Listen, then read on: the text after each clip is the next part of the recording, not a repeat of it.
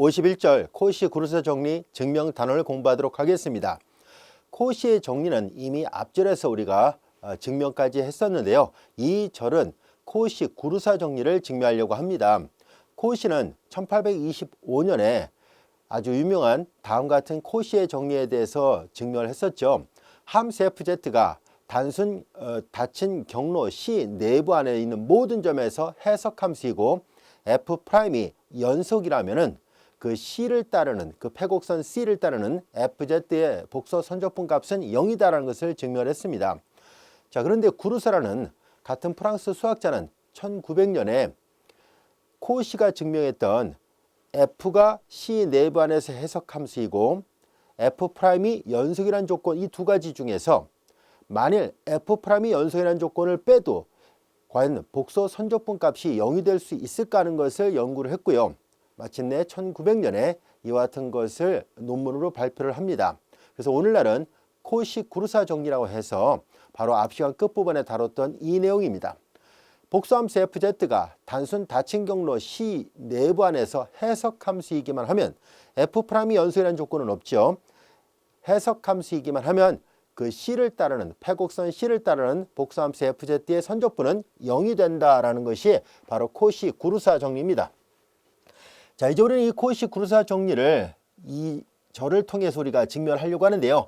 그럼 이걸 증명하기 위해서는 우선 우리 교재 저자분들이 증명하는 방법 중에 하나로서 스퀘어라는 개념과 파셜 스퀘어라는 개념이 나오는데요. 자, 이 용어부터 먼저 설명한 뒤에 그리고 나서 보조 정리를 먼저 증명하고 그리고 그로 인해서 이 정리가 성립할 수밖에 없다는 것을 보이려고 합니다. 자, 우선 스퀘어하고 파셜 스퀘어인데요. 자, 어떤 의미인지 한번 살펴보도록 하겠습니다. 자, 이와 같이 복소평면을 생각해 보려고 하는데요. 자, 그리고 여기에 어떤 단순 닫힌 경로 그리고 이 경로 C의 방향을 편의상 반식의 방향으로 가정을 해보도록 하겠습니다. 자, 그리고 이제 우리는 이 C의 내부 영역을 R이라 표시했을 때 우리는 이 내부 영역 R을 마치 우리가 모는 종이로 이 영역을 표현하듯이 우리가 좌표 평면상에 모는 종이 있잖아요. 자, 그렇듯이 간격이 일정하게 자, 수평선을 이렇게 그어 보겠습니다. 간격이 일정하게 이렇게 수평선을 긋고요. 그 다음에 역시 자, 이제 세로축도 역시 가로와 세로가 간격이 동일하게 이렇게 모는 종이를 그려서 생각을 해 보도록 하겠습니다. 자, 이렇게 우리가 표현을 했다고 가정했을 때 영역 R을 잘 보면은 이 영역 R에 속하는 원소들만 포함하고 있는 정사각형, 가로 세로가 똑같으니까 정사각형 영역이에요. 자, 그런 영역들이 있다는 것을 알 수 있죠. 예를 들어서 바로 이런 영역들이네요. 여기까지 포함시켜서 보겠습니다. 자, 이런 영역들은 바로 이 영역 R 안의 원소들만 포함하고 있다는 것을 알 수 있죠. 자, 그래서 이런 영역을 말 그대로 스퀘어라고 말을 하도록 하겠습니다. 모는 종이의 간격은 가로하고 세로의 간격이 같아요. 이런 부분을 우리는 스퀘어라고 하겠습니다. 그러면 파셜 스퀘어란 말은 무슨 말인지 한번 볼까요? 파셜 스퀘어란 것은 뭐냐면은 자, 여기 보면은 예를 들어서 자, 여기서부터 한번 볼까요? 여기 정사각형 영역 안에는 분명히 R 안의 원소도 있지만 R 안의 원소도 있죠. 그러나 R 안에 속하지 않는 원소도 있다는 것을 알 수 있습니다. 이런 경우에는 R에 속하지 않는 나머지 부분을 제거시킨 자, 여기 주황색으로 색칠한 부분이 있죠. 자, 이런 영역을 우리는 편의상은 사실 정사각형은 아니잖아요. 그러니까 정사각형의 어떤 부분만 나타내고 있다는 뜻에서 파셜 스퀘어라고 말을 하도록 하겠습니다. 우리말로 이제 번역할 때 역자분들은 부분 정사각형 이렇게 번역을 했네요. 그래서 여기를 이제 파셜 스퀘어라고 얘기를 하도록 하고요. 그럼 그렇게 따진다면은 여기 보면 알 수 있듯이 요 오른쪽에 있는 요 정사각형 안에는 역시 영역 R에 속하는 부분도 있지만 영역 R에 속하는 부분도 있지만 영역 R에 속하지 않는 부분도 있는데요. 영역 R에 속하지 않는 부분을 전부 다 제거시켜서 이 파란색으로 이렇게 빗금친 영역 얘를 이제 역시 파셜 스퀘어라고 말을 하도록 하겠습니다.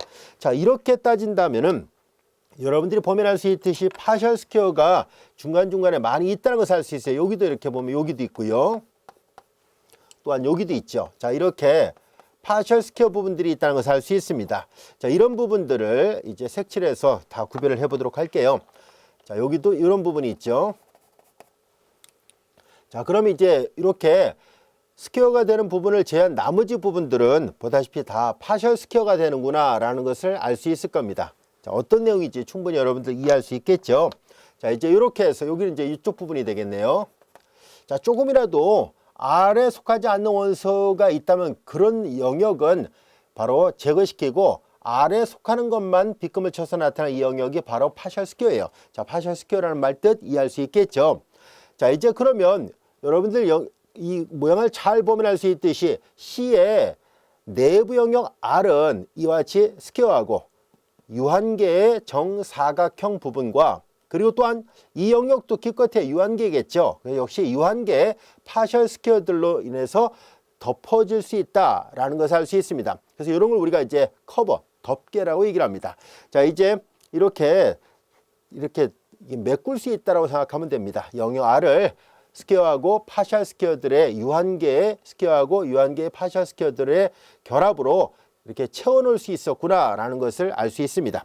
자, 이 그림이 충분히 이해할 수 있겠죠. 자, 이제 이런 용어들을 충분히 이해하고 있다면 이제 우리는 코시 구루사 정리를 증명하기 위해서 다음 같은 보조 정리에 대해서 한번 살펴보도록 하겠습니다. 이 보조 정리를 증명하고 난 뒤에 이어서 이제 코시 구루사 정리를 증명할 생각입니다. 자, 어떤 내용인지 한번 보겠습니다. 함수 F가 양의 방향에, 자, 꼭 양의 방향이 아니라도 되는데요. 증명의 편리성을 고려해서 그냥 편의상 양의 방향 하나를 선택하도록 하죠. 양의 방향이 단순 닫힌 경로 C와 그 내부의 점들로 이루어진 닫힌 영역 R. 요 R은 보다시피 크로스드 리전이에요. 닫힌 영역 R 전체에서 주어진 함수 F는 해석함수라고 가정하자는 얘기예요. 자, 이때 임의양수 입신원에 대해서 영역 R을 다음과 같은 유한계의 정사각형 부분, 자, 여기 노란색 정사각형 부분과 유한계의 정사각형 부분과 그리고 부분 정사각형 파셜 스퀘어들로 유한계의 파셜 스퀘어들로 덮을 수 있다. 여기까지 문장 이해가 됐죠? 자, 즉 각각의 정사각형에 번호를 붙이려고 합니다. 자, 각각의 정사각형에 번호를 붙여요. 예를 들어서 이제 여기서 자, 이렇게 올라가면서 하나씩 번호 붙였더라 볼게요. 그냥 편의상 여기서부터 붙여볼까요? 번호 붙이는 순서는 임의대로 붙여도 돼요. 상관없습니다. R1, 여기다 R2. 자, 이렇게 해서 번호를 붙여서 표현을 해보도록 하죠. 자, 이제 여기는 R3 이렇게 돼요. 그 다음에 여기는 R4 이런 식으로, 여기는 R5, R6, R7 이런 식으로 해서 한 칸씩 올라가면서 왼쪽에서 오른쪽 방향으로 번호를 붙였다라고 가정하고요. 그리고 이제 그럼 맨 마지막에 자, 이제 여기 보면 여기 맨 마지막에 해당되는 여기를 우리가 편의상 Rn, 자, n개의 유한계의 정사각형과 파셜 스퀘어로 덮을 수 있다고 했었으니까 하나하나 이렇게 번호를 붙였다라고 가정하겠습니다. 자, 여기까지 이해할 수 있겠죠. 그리고 여기에서 보면 여기 어딘가에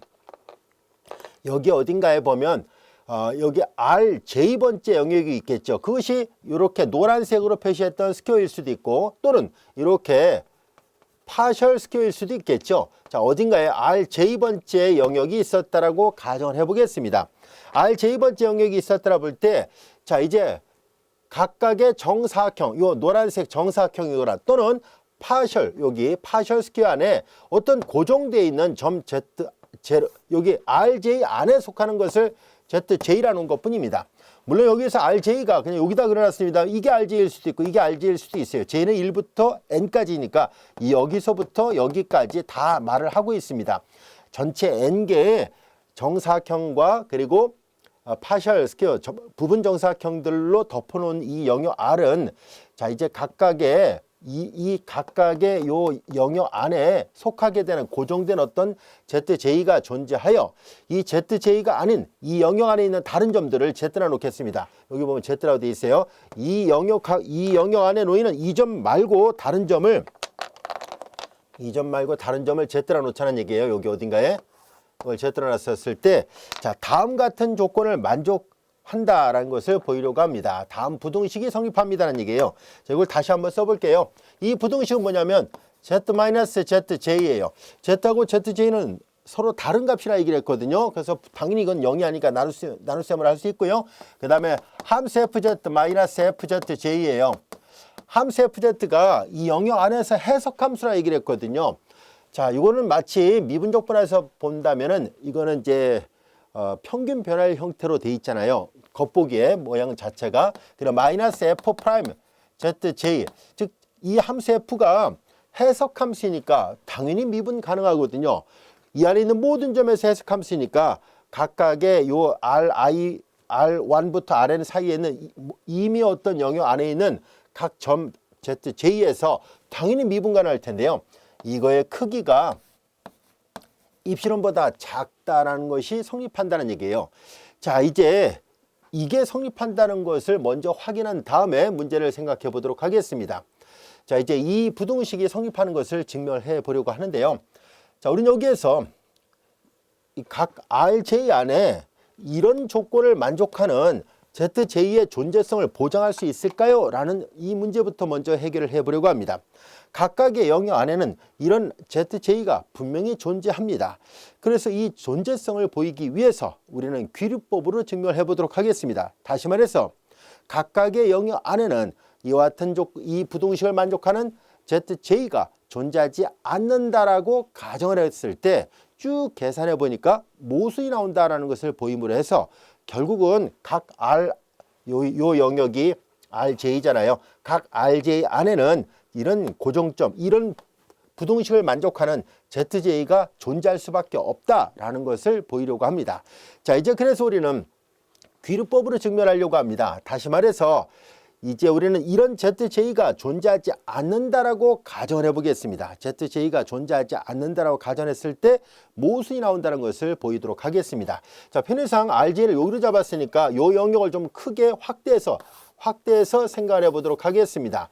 자, 이제 이 영역은 자, 요 여기 C 경계선을 나타내는 C가 이렇게 있죠. C가 여기 있고요. 그 다음에 이제 원래는 이제 이렇게 정사각형이 이렇게 있는데 정사각형이 다 되지 않잖아요. 파셜 스퀘어니까. 그래서 이 경계 곡선을 우리가 보라색으로 표시해 볼게요.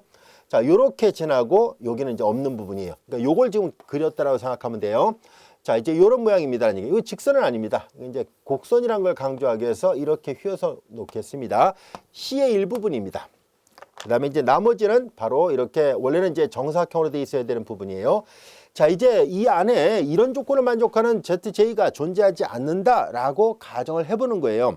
그래서 우리는 어떻게 할 생각이냐면, 자, 이제 이런 점이 존재하지 않는다라고 가정을 했을 때, 그럼 우리는 이 정사각형을 한 변의 길이를 중점을 선택을 해요. 중점을 선택해서 2등분합니다. 이렇게 2등분을 해요.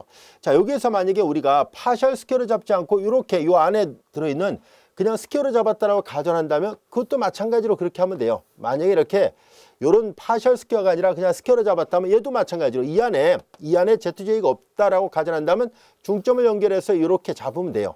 아시겠죠? 중점을 잡아서 이렇게 표현하자는 얘기입니다.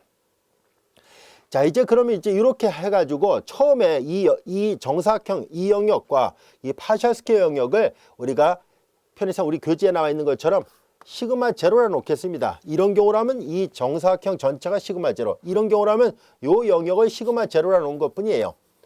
자, 이 안에는 이제 ZJ가 들어있지 않다라고 가정을 한 거예요. 그러니까 이런 게 존재하지 않는다라고 가정하고 지금 계산하고 있어요.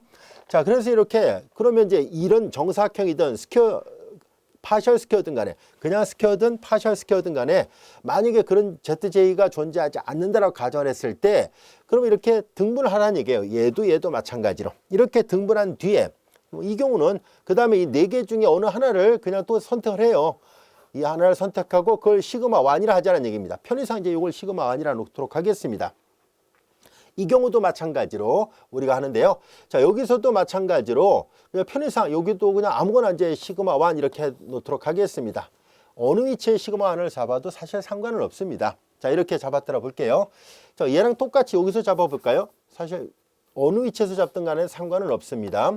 자, 이렇게 시그마 1을 잡았을 때 이 시그마 1은 여기 요 부분이거든요. 여기서도 말하면 요 부분을 말합니다. 요거. 자, 여기에서도 마찬가지로 다시 등분을 합니다. 다시 이렇게 등분하게 되면 그 가로의 길을 2등분하고 세로 길을 2등분해서 이렇게 하면 4등분이 되잖아요. 자, 여기서도 마찬가지로 요 작은 정사각형이 시그마 1이었다면 이번에는 요 안에 있는 요 부분을 또 이번에는 얘를 시그마 2라 놓겠습니다. 여기도 마찬가지로 그렇게 하도록 하죠. 여기서도 똑같이 4등분합니다. 4등분은 안 되겠군요. 여기는 근데 변의 길을 중점을 연결해서 이렇게 가로 세로가 교차하는 점으로 이렇게 4개의 구역으로 나눠요. 그때 마찬가지로 여기도 마찬가지로 이쪽을 그냥 시그마 2라 놓도록 하겠습니다. 요 영역을 이제 시그마 2라 놓은 거예요. 이런 논리를 계속 반복합니다. 여기서도 다시 이렇게 해서 요 영역을 조금 더 작은 영역을 시그마 3, 여기서도 마찬가지로 이렇게 해가지고 이렇게 해서 시그마 3를 계속 만들 거예요. 스퀘어든 파셜 스퀘어든 간에 이런 걸 만들 수 있겠죠. 자, 이런 걸 쭉 만들었을 때 집합의 포함 관계를 보면 알 수 있듯이 시그마 제로, 이 그림이든 시그마 제로가 시그마 1을 포함하고 있고, 시그마 1은 시그마 2를 포함하고 있고, 다시 시그마 3를 포함하고 있고, 이런 관계가 계속 유지된다는 것을 알 수 있습니다. 시그마 K 계속 이렇게 포함 관계가 있겠죠.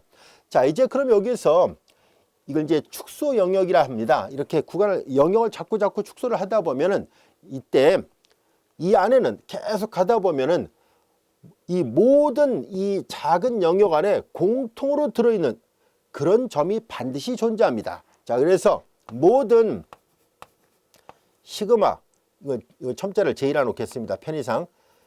첨자를 K라 놓을까요? 여기 K를 썼으니까 모든 시그마 K에 포함되는, 여기도 있고 여기도 포함되는, 예를 들어서 그런 점을 하나 선택을 해요. 여기쯤에 있더라 볼게요. 요런 점을 우리가 Z0로 놓아 보겠습니다. 편의상 모든 시그마 K에 포함되는 점 Z0가 반드시 존재합니다. 이런 점의 존재 정리는요, 네스티드 인터벌 프로퍼티라는 성질에 의해서 축소 구간 정리라고 불려지는 그런 정리에서 이런 Z0의 존재성을 보장할 수 있습니다. 뒤에 보면은 익힌 문제에 이거에 대한 증명을 해보세요라는 것이 있습니다. 우리는 이런 축소 구간 정리에 의해서 이런 Z0의 존재성을 반드시 보장할 수 있기 때문에 지금은 이제 그 결과만 그대로 사용하도록 하겠습니다. 자, 이제 그러면 여기서 살펴보도록 하죠. 이미 가정에 이 F는 이 C 내부 영역 R 안에서 해석함수라고 얘기를 했어요. 따라서 이 R 안에 있는 모든 점에서 당연히 미분이 가능하니까, 그렇다면 R의 부분 집합에 해당되는 RJ 안에 있는 한 점, 이 RJ 안에 있습니다. 얘도 결국은 이게 RJ 영역이잖아요. RJ 안에 있는 한 점, 이 Z0에서도 마찬가지로 미분이 가능합니다. 함수 FZ가 영역 R에서 해석함수이므로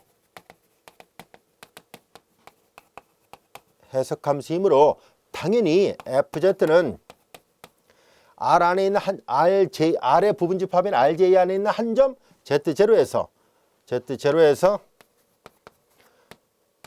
당연히 미분이 가능합니다. 여기까지 할 수 있겠죠. 자, 이제 그러면 도함수가 구해진다는 얘기잖아요. F'Z0가 존재한다는 얘기예요. 따라서 F'Z0가 존재합니다. 자, 그런데 이 미분계수의 정의는 리미트잖아요. 그렇죠? 그래서 리미트니까, 극한이니까 입시론 델타는 법으로 이것을 다시 표시를 해보도록 하죠. 자, 임의양수 입시론에 대하여 적당한 양수 델타가 존재하여 우리는 Z-Z0의 크기가, 여기서 Z는 Z0와 다른 점이에요. 그리고 이제 델타이면, 자, 여러분들이 잘 알다시피 다음 같은 식을 만족하는 이제 Z-Z0분의 FZ-FZ0예요. 이 Z가 Z0랑 다른 점이었기 때문에 이렇게 나눗셈을 쓸 수 있게 됐습니다. 자, 이것은 마치 미분역분하고로 말하면 이제 일종의 평균 변화율이잖아요. 그리고 마이너스 F 프라임, 이거 Z0의 크기가 입시론보다 작아지도록 한다는 P면 Q이다를 만족하는 이와 같은 양수 델타가 존재한다는 것을 F'0가 존재한다고 말했기 때문에 임의양수 입시론에서 이런 델타가 존재합니다라는 것을 알 수 있습니다. 이것이 성립합니다. 자, 여기까지 충분히 알 수 있겠죠. F가 해석함수였기 때문에 C 안에 있는 모든 점에서 해석함수였기 때문에 미분이 가능하고 그래서 이런 것이 반드시 존재합니다. 자, 그런데 여기서 잘 볼까요? 우리는 이 안에서 앞서 이 부등식을 만족하는 점이 존재하지 않는다라고 가정을 해봤거든요. 그리고 영역을 자꾸 이렇게 등분을 한 거예요. 이렇게 이렇게 해서 정사각형을 이렇게 4등분하고 또 4등분하고 4등분하고 해가지고 꼭 이렇게 한쪽 끝으로만 가게끔 하지 않아도 됩니다. 이제 아무데나 잡아도 사실 상관이 없어요. 자, 이렇게 했을 때 모든 영역에 공통으로 포함되는 점이 존재하고 그 점에서 미분이 가능하니까 당연히 이런 조건을 만족할 수밖에 없었어요. 근데 여기서 잘 볼까요?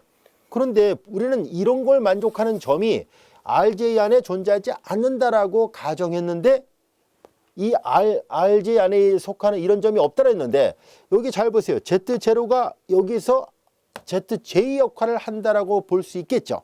그러니까 모순이 되어버렸어요. 다시 말해서 이런 부등식을 만족하는 Z0의 존재성을 보장할 수 있을까라고 했을 때 우리는 앞서 얘기했었죠. 귀류법으로 증명하겠다라고 얘기를 했었습니다. 그런 게 존재하지 않는다라고 가정을 하고 쭉 이렇게 우리가 축소 영역을 만들어 본 거예요. 그런데 이렇게 축소 구간 정리에 의해서 이런 점이 반드시 존재했고요. 이런 점이 존재했고 이 점에서 미분이 가능했기 때문에 결과적으로 이런 게 만족된다는 얘기는 결과적으로 여기서 말하는 ZJ를 Z0 역할이 그 역할을 하고 있으니까 없다라고 얘기를 했는데 이게 생겼으니까 모순이잖아요. 이런 모순이 왜 나왔을까 하고 봤더니 그러니까 이 코시 구르사 정리의 가정을 만족하는 전제 조건 하에서는 언제나 이런 각 부분 영역 RJ 안에는 이렇게 어떤 한 고정점 ZJ가 존재해서 Z0와는 다른 RJ 안에 있는 임의의 점 Z에 대해서 언제나 이 부등식을 만족하는 이 부등식을 만족한다라는 것을 알게 됐습니다. 자, 여기까지 알 수 있겠죠? 그래서 우리는 자연스럽게 이런 존재성을 보일 수 있게 됐습니다. 자, 이제 우리는 이런 RJ가 존재하는구나, RJ 안에 ZJ가 존재하는구나 라는 것을 알게 됐습니다. 자, 그래서 이제 앞서 얘기했던 이 보조 정리에서 ZJ가 존재합니다라는 이 정리를 증명할 수 있게 됐습니다. 자, 그럼 이제 이걸 이용해서 우리는 뭘 할 생각이냐면 코시 구르사 정리는 이 패곡선 C를 따르는 복소 선적분의 값이 0이다라는 것을 보여야 되잖아요. 이제 그걸 보이려고 합니다. 자, 이제 그걸 보이기 위해서 우리는 다음 같은 것을 생각해 보려고 합니다. 우리는 여기에서 이제 RJ 안에 있는 이런 ZJ가 존재한다는 것을 보장할 수 있었죠. 자, 그래서 우리는 이 부분 영역 RJ 안에서 이제 새로운 함수를 다음같이 약속하도록 하겠습니다. 이제 델타 J라는 RJ 영역, 부분 영역 안에 있는 그 각각의 점, 이 Z는 RJ 안에 있는 이 점을 말하는 거예요. ZJ와는 다른 점입니다. 자, 얘를 이렇게 약속할 것입니다. 이 ZJ하고 다른 점이에요. 만약에 Z하고 ZJ가 같다면 그냥 0으로 약속을 하겠습니다. 이렇게. 자, 이제 이렇게 다르면은 얘를 어떻게 약속할 것이냐면은 자, 앞서 얘기했던 것처럼 이런 모양으로 약속할 겁니다. 이런 모양으로. Z-ZJ분의 FZ-FZJ가 되고요. 그리고 마이너스 F'ZJ로 약속을 합니다. F'ZJ예요. 자, 이렇게 약속을 하도록 하죠. 이거는 Z하고 ZJ가 같지 않을 때 약속이고요. 이거는 Z하고 ZJ가 같을 때 약속입니다. 자, 이제 우리는 이렇게 놓은 것 뿐입니다. 자, 이것으로 정의하자는 얘기입니다. 부분 영역 RJ에서 정의된 함수를 이렇게 약속을 한 거예요. 자, 이렇게 약속을 하게 된다면 이 델타 JZ라는 함수는 분명히 RJ 안에서 연속 함수입니다. 자, 왜 연속인지를 살펴볼 필요가 있죠. 얘가 왜 연속일까 하는 얘기예요. 이거 잘 보세요. Z가 Z0이면 0이고 Z가 ZJ가 아니면은 이렇게 약속된 함수인데요. 자, 이건 보다시피 여러분들이 보면 알 수 있듯이 Z = ZJ에서는 따로 약속되어 있잖아요.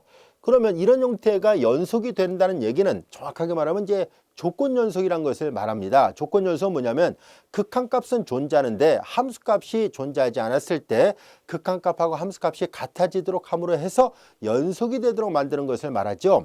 자, 여기에서 우리는 그러면 뭘 하려고 하냐면 얘 극한이 있을까 하는 것을 확인해 보도록 하겠습니다.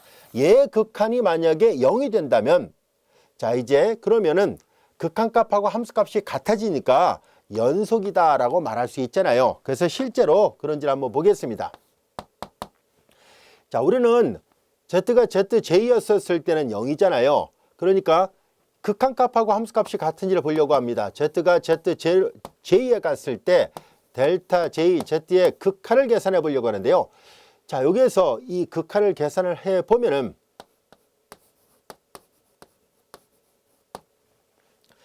자, 여기다 극한을 취하는 거잖아요. 여기다가 fz 마이너스 fj예요. 그리고 마이너스, 이쪽에다 할까요? 이거 좀 내려서 쓰겠습니다. 왜 그런지 이유를 알아보기 위해서 극한을 계산하는 겁니다. z가 z0 갈 때 델타 j z 값을 계산하려고 해요. 리미트 z가 zj에 가까워질 때 델타 z가 이거잖아요. 왜냐하면 가까워지지 같은 값은 아니니까요. 같지 않을 때 약속한 것이 이거였으니까 z-zj분의 fz 마이너스 fj예요. 그리고 마이너스 f'zj가 됐죠. 자, 그런데 여기는 이 극한은 z에만 영향을 줍니다. zj에는 영향을 주지 않아요. z는 여기만 있고요. 요거는 결국은 이 극한에 대해서 상수 역할을 합니다. 따라서 극한이 갖고 있는 성질로부터 앞에 거에만 극한을 취하면 돼요. fz-fj가 된 거고요. 뒤는 극한의 영향을 받지 않으니까 그냥 f'zj가 됐습니다. 근데 여러분들이 잘 알다시피 요 기호가 뭐예요? 바로 평균 변화의 극한이니까 바로 zj에서의 이 함수 f의 미분계수의 정의가 돼버렸잖아요. 앞부분의 극한은 f'zj가 된 거고요. 뒤는 이 극한에 대해서 상수였으니까 그대로 나와요. 그러니까 자신에서 자신을 뺐으니까 0이 됐죠. 극한값하고 보세요. 이 0이 뭔가 하고 봤더니 0은 다시 쓰면 델타 j, zj에서의 델타 함수의 값과 똑같아요. 그러니까 z가 zj에 가까워질 때 극한값하고 z가 zj였을 때 함수값이 정확하게 일치한다는 것을 알게 됐습니다. 그러니까 극한값하고 함수값이 같았으니까 결과적으로 얘는 조건 연속에 해당되는 그런 예문이었다는 것을 알 수 있습니다. 자, 이제 그래서 조건 연속도 연속이에요. 그래서 연속함수가 됐습니다. 그리고 이제 연속함수가 됐고 델타 j의 z의 크기를 계산해 보겠습니다. 얘의 크기는 z가 zj하고 다르면 이거의 크기와 같죠. 자, 이제 이걸 얘기할 때 z가 zj와 다르다라고 분명히 얘기를 했습니다. RJ 안에 있는 한 고정점 zj와는 다른 RJ 안에 있는 임의의 모든 점을 z로 놓는다라고 얘기를 했었으니까 z하고 zj는 다른 점입니다.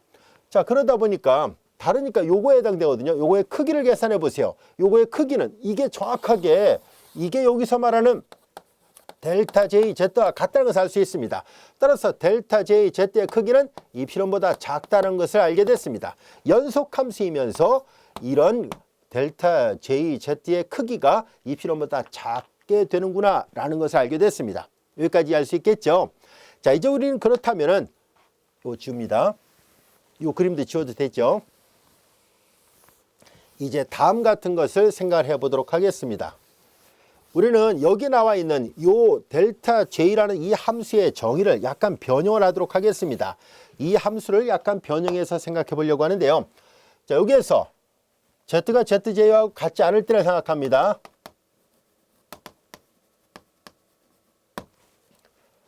얘를 넘기고 양변에 z-zj를 곱하고 그리고 얘를 좌변으로 이하하면 fz를 표현할 수 있습니다. 우리는 fz를 다음같이 쓸 수 있어요. 넘기고 곱하고 넘어갔으니까 넘어간 걸 먼저 써볼게요. zj 그리고 플러스 z-zj 델타 jz 넘어갔으니까 플러스 f'zj와 같이 됩니다. 이해할 수 있겠죠? 자, 얘가 넘어갔고요. 넘어갔으니까 플러스 z-zj를 곱했고요. 그 다음에 얘를 좌변으로 이완했으니까 이런 모양이 됐어요 라는 것을 알 수 있어요. 자, 이제 여기까지 됐네요. 자, 그럼 여기에서 얘네들을 전개를 해보겠습니다. fzj 자, 얘를 전개하는데요. 자, 요거는 그대로 전개하고 얘는 이렇게 따로따로 띄어서 전개하겠습니다. 그래서 이렇게 전개하니까 여기는 마이너스 여기는 ZJ F'ZJ가 됐어요. 얘를 먼저 계산한 거예요. 얘를 먼저 계산하고 그 다음에 요걸 계산한 걸 또 쓰겠습니다. F'ZJ 그리고 Z를 뒤에다 쓰겠습니다. 그 다음에 요거는 한꺼번에 전개하지 말고 한꺼번에 전개를 하겠습니다. 자, 이제 그래서 Z-ZJ의 델타 JZ 이와 같이 됐습니다. 자, 여기까지 할 수 있겠죠. FZ는 이런 모양이 됐어요 라는 얘기예요. 자, 이제 우리는 여기서 뭘 할 생각이냐면은 다음 같은 것을 생각해 보려고 합니다. 이 RJ의 이 파셜 렉탱글에 해당되는 요 부분에 대해서요. 이렇게 이 경계 곡선을 생각해 보려고 합니다. 자, 그 경계 곡선을 편의상 파란색으로 한번 해볼게요. 그리고 이제 편의상 방향을 그냥 양의 방향으로 반시계 방향으로 잡도록 하겠습니다. 자, 이제 여기 이렇게 이건 거의 곡선이에요. 직선처럼 보이지만 자, 이렇게 되는 경로를 선택한 거예요. 자, 이해를 돕기 위해서 그림을 좀 더 크게 그려서 살펴보도록 할게요.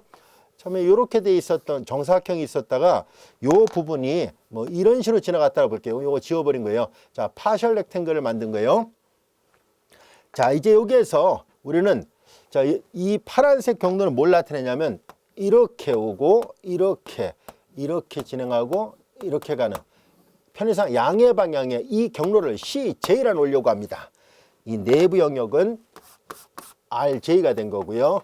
이 안에 어딘가에 ZJ가 있습니다. 그리고 ZJ와는 또 다른 점이 Z가 있었던 거죠. 자, 이제 그러면 이 CJ가 패곡선이잖아요. 이 CJ가 패곡선이라는 것을 알 수 있고, 자, 그러면 우리는 이제 뭘 생각할 것이냐면은 이 CJ가 패곡선이었으므로 자, 여기에다가 인터널 C, 이 CJ가 패곡선이에요. 패곡선이라는 걸 강조하기 위해서 동그라미 붙여볼게요. 자, 그 다음에 이제 FZ, DZ를 계산합니다. 근데 좌변과 이 우변이 같다라 얘기를 했었으니까 하나, 둘, 셋, 네 개의 적분을 따로따로 다 하도록 하겠습니다. 합에 관한 적분이 갖고 있는 선형성 성질을 복수함수에서도 동일하게 성립한다라고 얘기를 했었으니까 인터널 CJ, FZJ 그리고 DZ 그리고 마이너스 인터널 CJ, ZJ, F 프라임, ZJ 그리고 DZ 이와 같이 돼요. 여기 두 개를 한 거고요. 그 다음에 인터널 CJ, F 프라임 ZJ, ZDZ 그리고 요거 인터널 CJ의 Z-ZJ, 델타 JZ, DZ가 됐습니다. 근데 여기서 잘 보면 여기 앞에 두 개는요. Z에 관해서 적분인데 요 피적분 함수가 ZJ예요. 그래서 얘는 이 피적분 함수가 잘 보면 알 수 있듯이 이 변수에 대해서는 상수 역할을 하죠. 상수 역할을 하니까는 얘네들은 바깥으로 내보낼 수 있다는 것을 알 수 있습니다. 얘네들은 바깥으로 다 내보내면 이를 CJ상에서 적분하잖아요. 자, 근데 여러분들이 잘 알다시피 이를 CJ상에서 적분할 때 이런 원시함수를 갖잖아요. 1이라는 함수는 원시함수 Z를 가져요. 그 CJ가 보다시피 패곡선입니다. 패곡선이니까 우리 앞에서 배웠던 선적분의 기본 정리를 적용할 수 있다는 것을 알 수 있어요. 선적분의 기본 정리로부터 그럼 당연히 얘네들은 적분값이 0일 수밖에 없어요. 이제 남은 것은 요 두 개만 남았는데요. 여기도 잘 보면 이 Z에 대해서 F'ZJ는 이 Z에 대해서 상수니까 바깥으로 나가요. 바깥으로 내보내면 피적분 함수가 Z만 남는데 이 Z도 역시 우리가 앞에서 확인해 봤던 것처럼 원시함수를 갖잖아요. 2분의 1 Z의 제곱이라는 원시함수를 갖고 있습니다. 자, 이제 그러면 이 함수도 이 다항함수는 전 복소평면상에서 전 해석함수 즉 완전함수라고 얘기를 했었잖아요. 그러니까 이거 원시함수를 갖고 있고 그러면 역시 패곡선이잖아요. 패곡선이고 그래서 얘도 이건 상수니까 내보내버리고 얘도 마찬가지로 선적분의 기본 정리로부터 종점 대입하고 시점 대입하면 당연히 같잖아요. 그러니까 0일 수밖에 없어요. 자, 이제 이렇게 이 세 개는 결국은 선적분의 기본 정리를 적용해서 구할 수 있었고요. 이제 남은 거는 얘밖에 없구나라는 것을 알 수 있습니다. 인테그랄 CJ상에서 Z-ZJ 그리고 델타 Z 이렇게 되는구나 라는 것을 알게 됐습니다. 여기까지 이해할 수 있겠죠. 자, 이제 우리의 관심은 이 CJ의 한 그 경계곡선 상에서만 얘를 하려는 것이 아니라 원래 우리의 의도는 바로 이 패곡선 전체 상에서 하려고 하잖아요. 이 패곡선, 이 C 전체 상에서 적분하기를 원합니다. 그래서 우리는 다음같이 생각을 해보려고 합니다. 우리는 앞에서 R1, R2, R3 이렇게 번호 붙여놨죠. 그러니까 여기 이 경계곡선은 C1, 이쪽 경계곡선은 C2, 얘는 C3, C4, C5, C6 이렇게 해서 계속 경계곡선을 만들어 나갈 때 그림을 잘 보기 바랍니다. 그림을 잘 보면 예를 들어서 자 여기에서 여기 이제 RJ가 여기 있었고 여기는 RI 번째라 하겠습니다. 편의상 RI. 자 RI 번째 영역을 잘 보세요. 여기서 경계곡선을 따라서 반시계 방향으로 가는 이 CJ를 이 경계곡선을 CJ라 했을 때 얘는 요 부분만 크게 확대를 해서 한번 다시 볼게요. 이 부분만 다시 크게 확대해서 본다면은 이런 모양이 되잖아요.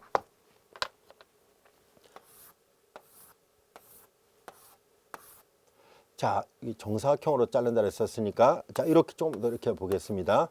자, 요 부분만을 보겠습니다. 여기가 이제 RI였다고 봐요. 그리고 이제 이 경계곡선이 바로 반시계 방향으로 가는 이 경계곡선이 CI였다고 봤을 때 그러면 여기에서 CI에서 여기에서 위로 올라가는 이 경로는 그 옆에 있는 것을 편의상 여기가 RI였다면은 요 옆에는 RI 플러스 1일 거 아니에요.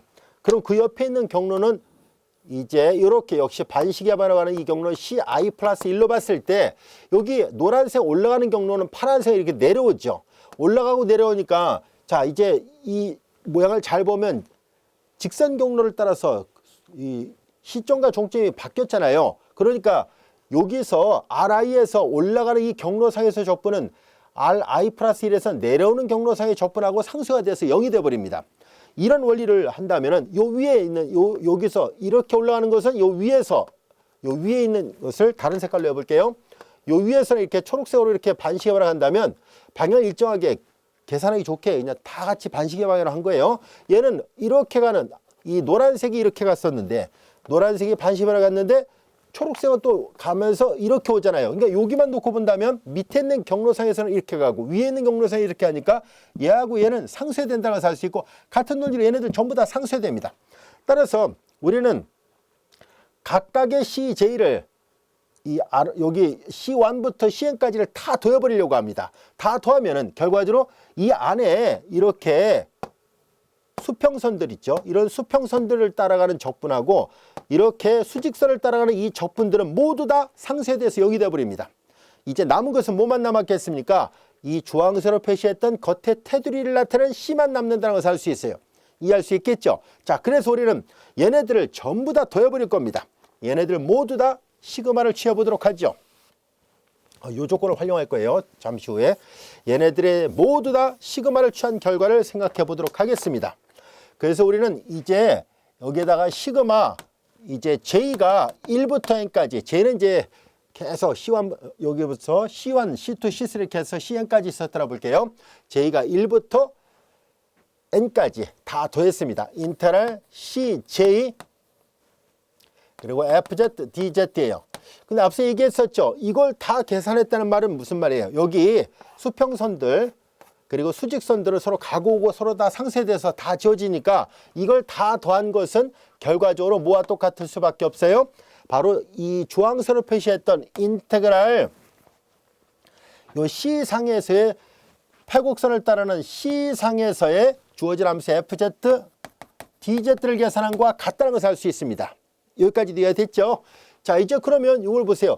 요거는 방금 전에 각각의 CJ 영역 안에서 이거와 같아요 라고 얘기를 했으니까 여기다 시그마를 붙이면 여기다 시그마를 붙인 거와 같아야 되잖아요. 그래서 시그마 J가 1부터 N까지 그 다음에 인테랄 CJ에 그 다음에 Z-ZJ에 그 다음에 델타 J에 Z 그리고 DZ 이거와 같아야만 합니다. 자, 여기까지 알 수 있겠죠? 자, 이제 우리의 관심은 이 두 식이 같다는 사실로부터 우리는 각각의 크기를 계산을 해보도록 하겠습니다. 인테랄 C 색깔 구별 없이 씁니다. FZ, DZ의 크기를 계산하는데요. 자, 이제 그 크기는 이게 두 식이 같은 게 여기다 크기를 붙이면 되는데요. 얘는 적분이 여러 개가 이제 N개의 적분들의 합이잖아요. 우리는 이미 앞에서 배웠던 것처럼 이제 삼각부등식 원리를 배웠잖아요. 삼각부등식 원리로부터 복소수 Z1 플러스 Z2의 크기는 Z1의 크기 더하기 Z2의 크기를 넘지 못한다는 것을 배웠어요. 따라서 이거 복소 함수의 적분이니까 복소수 범위 안에서 나오죠. 그러니까 삼각부등식으로부터 우리는 각각의 적분값들의 합을 넘지 못합니다. 얘가. 그래서 J가 1부터 N까지 CJ 그리고 Z 마이너스 ZJ 델타 JZ 그리고 DZ가 됐죠.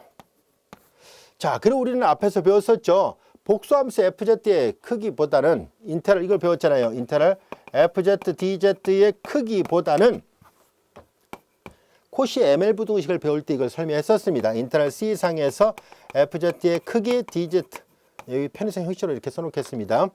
자, 그래서 이 안에 절대값을 붙인 거를 넘지 못한다라고 얘기를 했었잖아요. 그래서 이 원리를 여기다 또 한번 사용하도록 하죠. 이 부등식은 그렇게 해서 나온 거예요. J가 1부터 N까지 인테럴 CJ 그 다음에 이제 안에 절대값이에요. Z-ZJ 그 다음에 델타 JZ 크게 여기나 DZ라 쓰겠습니다. 자, 근데 우리 아까 요거 여기다 썼다 지웠습니다만 요 원리를 그대로 쓸 수 있었다라 했었잖아요. 입실론보다 작아요. 얘는 입실론보다 작다는 것을 알 수 있으니까 여기서 다시 한번 부등식이 나옵니다. 요거 지웁니다. 이제 이 역할 다 했으니까. 자, 이제 여기에서 부등식이 다시 나왔던 이유는 바로 요것 때문이에요. 얘가 아까 얘기했던 것처럼 델타 JZ거든요. 이거의 크기, 바깥에 절대값 없는 것만 얘기하면 여기가 델타 J의 절대값이 델타 JZ거든요. 그거에 바깥에 절대값을 붙인 게 입실론을 넘지 못한다 했으니까 델타 J의 절대값의 크기는 입실론을 넘지 못합니다. 따라서 얘가 입실론이 됐어요. 입실론 상수니까 바깥으로 내보내겠습니다. 그리고 시그마에 대해서도 상수니까 내보내고 J가 1부터 N까지 인테럴 CJ 그 다음에 Z-ZJ의 크기 그 다음에 DZ 이와 같이 됐어요. 자, 여기까지 이해할 수 있겠죠. 자, 이제 우리는 여기에서 아까 여기다 그렸던 RJ 영역 있죠. 여기 좀 지웁니다. RJ 영역을 그 하나만 크게 확대해서 생각해 보도록 하겠습니다. 그 영역 하나만을 크게 확대해 볼 거예요. 자, 이제 그러면 우리는 이 CJ가 반듯한 정사각형 영역 안에 있는 경우도 있고 아니면 아까처럼 파셜 이런 식으로 자, 이런 영역일 수도 있죠. 즉 RJ가 이런 영역일 수도 있고 이런 영역일 수도 있었어요. 자, 이제 만약에 이런 영역이었다고 가정해 보겠습니다. 만약에 이런 영역이었으면 하고 가정했을 때 우리는 RJ의 이 경계 곡선을 CJ라 놓은 거거든요. CJ라 놓은 거예요. 자, 요 한 변의 길이를 우리가 편의상 길이를 SJ라 놔 봅시다. 우리 책에 있는 것처럼 그냥 편의상 SJ라 놔 볼게요. 그러면 이게 정사각형으로 잡았잖아요. 이 길이가 다 똑같으니까. 그러니까 이 둘레 길이는 4배 SJ가 돼야 된다는 것을 알 수 있어요. 그리고 이 안에 어딘가에 ZJ가 있어야 되잖아요. ZJ, 이게 영역 RJ거든요. 이 안에 ZJ가 있고 ZJ와는 다른 어떤 점이 하나 있어요. 어떤 점이 있는데 이 안에 있는 임의의 점이에요. ZJ하고 다른 임의의 점을 Z로 놨습니다. 이제 이거 보세요. Z하고 ZJ의 거리라는 얘기잖아요. 두 복소수의 차의 절대값은 두 복소수가 취하는 거리예요. 이 거리는 잘 보세요. 기껏해야 이 대각선 범위를 넘지 못한다는 것을 알 수 있잖아요. 요 점과 요 점의 대각선을 생각해 보세요. 한 변의 길이가 SJ, 여기도 SJ니까 이 보라색으로 표시했던 대각선 길이는 루트 2 SJ를 넘지 못합니다. 따라서 여기서 이제 우리는 다음 같은 것을 생각할 수 있게 됐습니다. 입실론. 자, 이제 이렇게 됐고요. 자, 그 다음에 이제 여기서도 보겠습니다. 요거 얘 크기는 기껏해야 이 두 점 Z하고 ZJ의 거리는 얘를 넘지 못합니다. 그래서 루트 2 SJ를 넘지 못합니다. 근데 여기는 J는 이 시그마의 영향을 받으니까 그건 내보낼 수 없고요. 그래서 시그마 J가 1부터 N까지 얘 크기, 요거의 크기가 얘를 넘지 못하니까 루트 2 SJ가 됐습니다. 여기까지 이해가 됐죠? 자, 이건 나가버리니까 이거 1이잖아요. 1이면 뭐예요? 이거 CJ의 경계곡선을 따르는 CJ의 피적분함수 1이잖아요. 자, 이제 여기에서 요 경계 요 우리 지금 ml 부등식을 따지는 거예요. 자, 이거 지금 뭘 할 것이냐면은 이미 인테그랄 앞에서 배웠던 거 이걸 좀 쓰려고 하는 거예요. 이 적분값을 계산하려는 것이 아니라 ml 이걸 따지려는 거예요. m은 뭘 나타내냐면 fz의 크기가 m보다 작고 l은 이 c의 길이에요. c의 길이를 말합니다. 그래서 여기서 우리는 ml 부등식을 따지려는 거지 이거 cj를 적분하려는 것이 아니에요. 오해하지 마세요. 코시 ml 부등식을 쓰려고 합니다. 이미 앞에서 배웠었습니다.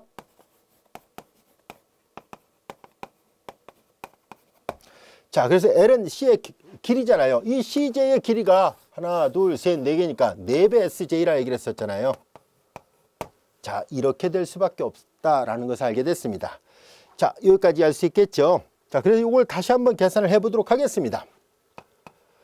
자, 루트는 상수니까 바깥으로 내보내고 4도 상수니까 내보냅시다. 4 루트 2 입시는 바깥으로 내보내고 SJ 곱하기 SJ니까 시그마 J가 1부터 N까지 SJ의 제곱이에요. SJ의 제곱. SJ 제곱이 뭘까요? 가로하고 세로를 곱했다는 얘기니까 넓이네요. 이 넓이를 area of J 해서 J번째 넓이라서 요거를 AJ라 써서 표시해 보겠습니다. 4 루트 2 입실론 시그마 J가 1부터 N까지 AJ의 넓이입니다. 여기까지야 됐죠? 자, 우리는 여기에서 그러면 이 AJ에다 시그마를 붙인 건 뭘 나타낼까요? 우리 앞에서 여기 그림 지었습니다만 바둑판 모양으로 잘게 쪼개었을 때 결국 이 말의 의미는 뭐예요? R1 영역의 넓이, R2 영역의 넓이, R3 영역의 넓이 쭉 가서 넓이를 다 더했다는 얘기잖아요. 그 영역의 넓이를 다 더하면 R이라는 영역이 나온다는 것을 알 수 있어요. 그래서 이거 기껏해야 다 더해봤자 R이 되겠구나 하는 것을 알 수 있어요. 아까 이렇게 방사선 모양, 방사선이 아니, 정정합니다. 방사선이 아니라 바둑판 모양이에요. 이렇게 했을 때 요 영역의 넓이를 A1, 요 영역의 넓이 A2, 이 영역 전체가 R이잖아요. 그래서 얘는 이걸 다 더하면 R이 된다고 알 수 있어요. 그래서 이거 다시 한번 써보면은 4 루트 2 R 입실은 이렇게 되겠구나라는 것을 알 수 있습니다. 여기까지도 이해됐죠? 자, 우리 책에서 보면 알 수 있듯이 저자분들이 이 영역 R을 포함하는 아주 큰 정사각형을 하나 생각을 했습니다. 우리 교재에 그림이 있으니까 그 그림을 한번 볼게요. 자, 조금 전에 설명했던 게 이렇게 앞서 설명했던 것처럼 스퀘어하고 파셜 스퀘어에 대한 것이 이제 교재 그림이 아까 설명했습니다. 자, 이건 띄고요. 자, 여기서 보겠습니다. 이거 아까 했던 거예요. 자, 여기 그림을 좀 살펴보면은 바로 요거예요. 여기에 보면은 이 C 내부 영역을 R이라 썼을 때 사실 이걸 다 더하면 영역 R이 되는데요. 그림을 보면은 대문자 S예요. 정사각형을 잡았습니다. 영역 R을 포함하는 한 변의 길이가 S인 정사각형을 생각한다면은 얘는 당연히 이 영역 R은 이 S보다 이 R의 크기는 S보다 작다는 것을 알 수 있죠. 편의상 이 영역 R의 크기도 R로 표시했다라 볼게요. 그 얘는 당연히 4 루트 2, 그 다음에 S, 입실론을 먼저 쓸까요? 입실론 S, 이걸 넘지 못하는구나 라는 것을 알 수 있습니다. 4 루트 2 입실론 S예요. 그냥 얘를 넘지 못한다 해도 상관없습니다. 여기 어차피 부등식입니다. 자, 이제 그래서 이 복수 적분값의 크기가 4 루트 2 입실론 S를 넘지 못해요. 그런데 여기서 잘 볼까요? 아, 선생님 여기 R이라 표시한 걸 정정을 해야 되겠군요. 왜냐면 지금 처음에 가정을 하고 풀었는데 이 영역이라고 가정해서 풀었으니까 정정하겠습니다. 선생님 이제 다 계산한 줄 알았어요.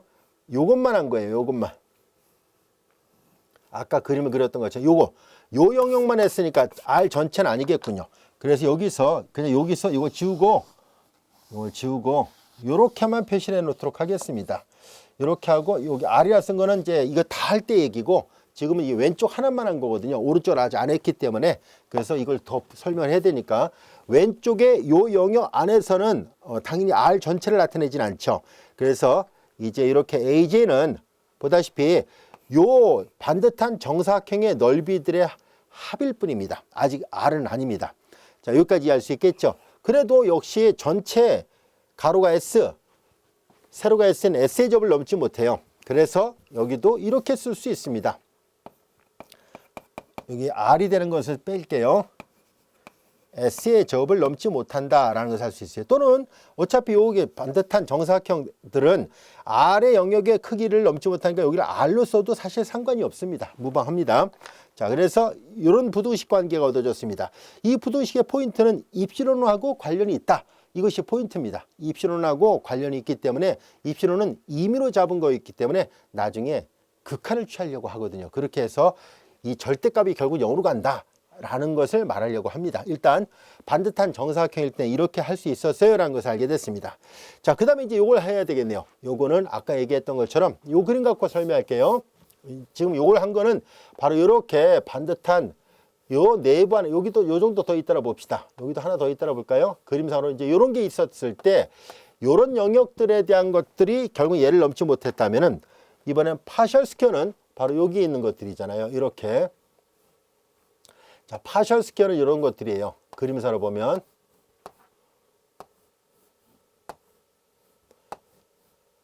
자, 이런 게 더 있었다라 보겠습니다. 자, 이렇게 되는, 자, 이제 파셜 스퀘어니까 얘네들이에요. 앞서 그림을 그렸던 거랑 다시 빗금을 쳐서 표시한다면 얘네들이 파셜 스퀘어인데요. 자, 이런 파셜 스퀘어들에 대해서 요 안에 노란색은 이미 해결이 됐어요. 이제 얘네들을 다 계산을 하려고 합니다. 그래서 이제 얘네들이 지금 여기서 계산한 것이 반듯한 정사각형 영역 안에 있었을 때 이거의 크기를 계산해 왔어요. 여기까지 하고 이제 나눠서 계산한 거예요. 이번엔 두 번째입니다. 두 번째. 만약에 이렇게 파셜 스퀘어 안에 있었을 때를 생각해 보겠습니다. RJ가 부분 정사각형일 때입니다.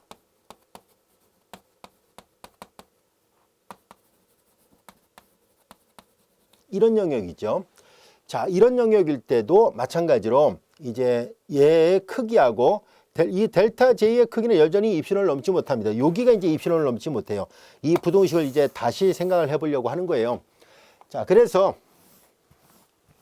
여기서도 코시의 ML 부등식을 적용하려고 합니다. 여기서도 똑같이 코시의 ML 부등식을 적용하는데요. 얘도 마찬가지 아닐까요? 자, 이거 잘 보세요. 여기 보면은 얘네들도 한 변의 길을 SJ라 놨을 때 이거 SJ예요. 근데 여기는 이 부분이 이제 없었잖아요. 요거 이제 놓으면 여기도 SJ라 한다면은 전체 둘레의 길이는 사실 요 SJ, 요 SJ보다 좀 짧고 요 SJ보다 좀 짧지만은 다 더해버리면 4SJ. 사실 이 길이가 요 직선보다는 더 클 수도 있잖아요. 왜냐면 이렇게 울퉁불퉁할 수 있으니까. 자, 그래서 여기서 요 파란색 길이 있죠. 요 파란색 길이. 요 파란색 길이를 편의상 LJ라 놔봅시다. LJ라 놓는다면 ML 부등식을 계산하려고 해요. ML 부등식을 계산했을 때 우리는 이 길이하고 이 길이의 합이 이렇게 울퉁불퉁하다면 이 길이가 더 길 수도 있으니까 그래서 전체 정사각형 둘레 길이 4SJ에다가 플러스 넉넉하게 LJ까지 더한 것을 넘지 못한다 라고 말을 하도록 하겠습니다. ML 부등식에서요. 자, 이제 그러면 RJ가 이런 부분 정사각형일 때 전체 이 둘레 길이는 ML에서 L을 말하는 거예요. 둘레의 길이는 당연히 4SJ 플러스 LJ를 넘지 못합니다. 넉넉하게 이렇게 잡은 거예요. 앞에서 했던 것과 똑같이 하겠습니다. Z-ZJ의 크기는 어차피 얘네들도 얘랑 똑같이 ZJ하고 Z 사이의 거리는 루트 2 SJ를 넘지 못한다는 것을 알 수 있습니다. 같은 논리 적용합니다. 여기서도 마찬가지로 자, 이 적분값은 인테그랄 C상에서 FZ, DZ의 크기는 시그마 J가 1부터 N까지 그 다음에 요거의 크기는 입실론을 넘지 못한 게 여기다 이제 씁시다. 입실론. 그 다음에 이제 이거의 크기는 앞서 했던 것처럼 루트 SJ를 넘지 못하고 얘의 크기는 루트 SJ 얘는 입실론을 넘지 못하고 CJ 둘레의 길이는 이렇다라고 얘기를 했었잖아요. 4SJ 플러스 LJ예요. 여기까지 이해됐죠? 그래서 여기서도 다시 한번 풀어봅니다. 자, 시그마 J가 1부터 N까지 그 다음에 이거 전개를 해요. 그러면 4 루트 2 입실론 SJ 곱하기 SJ니까 아까와 똑같이 SJ의 제곱이라 쓰겠습니다. 그 다음에 플러스 이렇게 전개를 합니다. 이렇게 전개하니까 루트 2 입실론 SJ LJ예요. 자, 여기까지 할 수 있겠죠? 자, 이제 얘네들을 이제 시그마를 다 전개를 해봐요. 그러면 4 루트 2 입실론이고 SJ의 제곱의 합이에요. SJ 제곱의 합. 자, 이제 여기서도 SJ 제곱의 합인데요. SJ 제곱의 합이라는 얘기였었으니까 정사각형의 넓이를 나타내는 거예요. 정사각형 넓이. 자, 그래서 여기도 그냥 앞에서 했던 것처럼 그냥 여기에서 J가 1부터 N이라 썼습니다만은 보다시피 아까 번호를 붙일 때 이게 다 요거는 이미 계산을 끝냈으니까 이게 사실은 N개보단 적을 거예요. 근데 이제 기호 표기를 그냥 단순하게 이렇게 쓰겠습니다. 어차피 1부터 N이라 썼지만 파셜 썸이 되는 것들은 뭐 예를 들어서 1, 2, 3, 4, 5, 6, 7, 8, 9는 빼버리고 이런 식으로 더하면 되잖아요. 그래서 그냥 이렇게 쓰도록 하겠습니다. SJ제곱이니까 A라 쓸 것이고요. 그 다음에 이렇게 전개하니까 루트 2 입실론 시그마 SJLJ가 됐습니다. 얘네들은 시그마 영향을 받습니다. 자, 여기까지도 이해되겠죠? 자, 이제 그런 다음에 우리는 여기다 J라 쓰겠습니다. 이제 거의 다 왔네요. 자, 앞서 얘기했던 것처럼 우리는 여기에서 이제 이 그림을 잘 보세요. 여기가 S, 여기도 S예요. 자, 그러니까는 결과적으로 얘네들은 여기 파셜 스퀘어들의 넓이들의 합일 뿐이에요. 얘네들의 넓이는 S의 제곱을 당연히 넘지 못한다는 것을 알 수 있어요. 얘처럼. 얘네들은 뭐냐면은 요 노란색의 넓이였어요. 요거 있죠? 얘네들의 넓이였던 거예요. 얘네들의 넓이도 마찬가지로 S의 제곱을 넘지 못하고 나머지 바깥에 있는 파셜 스퀘어들의 넓이들의 합도 당연히 S의 제곱을 넘지 못하죠. 그러니까 얘네들은 여기서 다시 부등식으로 4 루트 2 입실론 S의 제곱을 넘지 못합니다. 대문자 S의 제곱. 자, 이와 같이 됐습니다. 자, 그리고 이제 여기서도 잘 보세요. 이제 여기 LJ는 요 길이잖아요. 요 길이는요.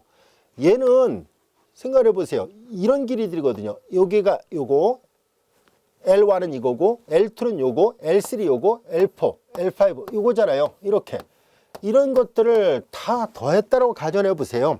그럼 이건 기껏해야 C보다 작거나 같겠죠. 요거 얘네들은. 그 다음에 얘를 보세요. SJ는 SJ가 의미하는 바는 뭐냐면은 한 변의 길이잖아요. 그런데 요 한 변의 길이 한 변의 길이 한 변의 길이 한 변의 길이 한 변의 길인데 요게 보다시피 S보다 짧을 수 있잖아요. 그렇죠? 어차피 얘를 다 포함하고 있는 아주 커다란 정사각형이거든요. 그러니까 여기서 부등식을 다음같이 생각할 수 있습니다. 그 다음에 플러스 루트 2 입실론, 여기도 입실론이 들어있고요. 이거 S, 얘는 경로 C 이렇게 쓸 수 있어요. C 이해할 수 있겠죠? 펜에서 이렇게 씁시다. 책하고 이제 기호가 약간 달라져도 상관없습니다. 이제 여기에서 잘 보면 알 수 있듯이 여기도 입실론이 들어 있습니다. 4 루트 2 S의 제곱 플러스 루트 2 SC 입실론 이렇게 묶어낼 수 있죠. 여기도 입실론이 있잖아요. 자, 이제 그러면 파란색, 여기 파란색이 아니라 노란색 이 스퀘어 부분하고 그 다음에 파셜 스퀘어 부분들이 다 같이 계산해 보니까 요거의 크기는 자, 이제 이렇게 스퀘어 부분에서는 얘를 넘지 못하고 그 다음에 이제 마찬가지로 파셜 스퀘어에서는 얘를 넘지 못해요. 그러면 이제 다 합쳐버립시다. 다 합쳐서 계산합니다. 이제 RJ가 아니라 R 영역으로 확대해서 생각해 봅니다. 이제 따라서 영역 R에서 생각합니다. R에서 생각한다면은 R에서 생각하는 거예요. 이 모든 것들을 다 조사해 보니까 이런 부분은요 책하고 달라도 상관없습니다. 여러분들 이건 이제 놓기 나름이에요. 더 큰 걸 잡아도 된 거니까요. 되는 거니까 전혀 상관이 없습니다. 자, 이제 이렇게 됐습니다. 여기까지가 됐죠. FZ의 DZ인데요.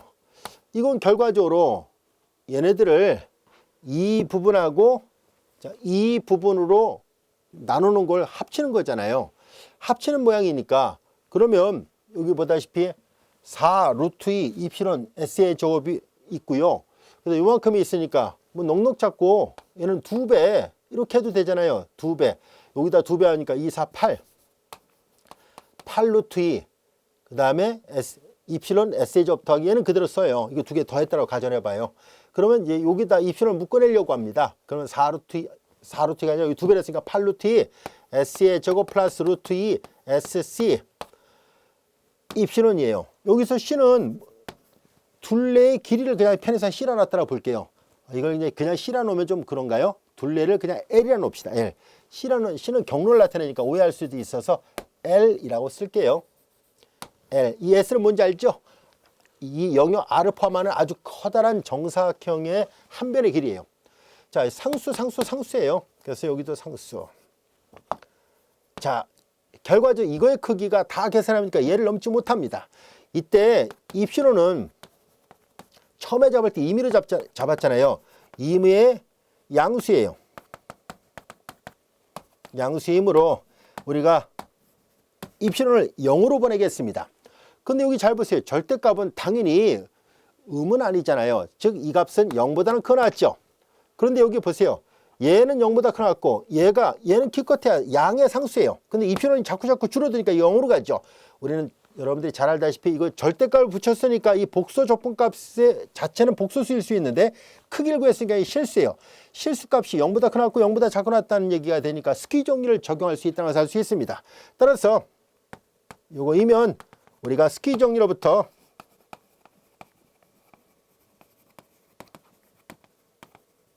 그러면 당연히 이 절대값이 0으로 갈 수밖에 없잖아요.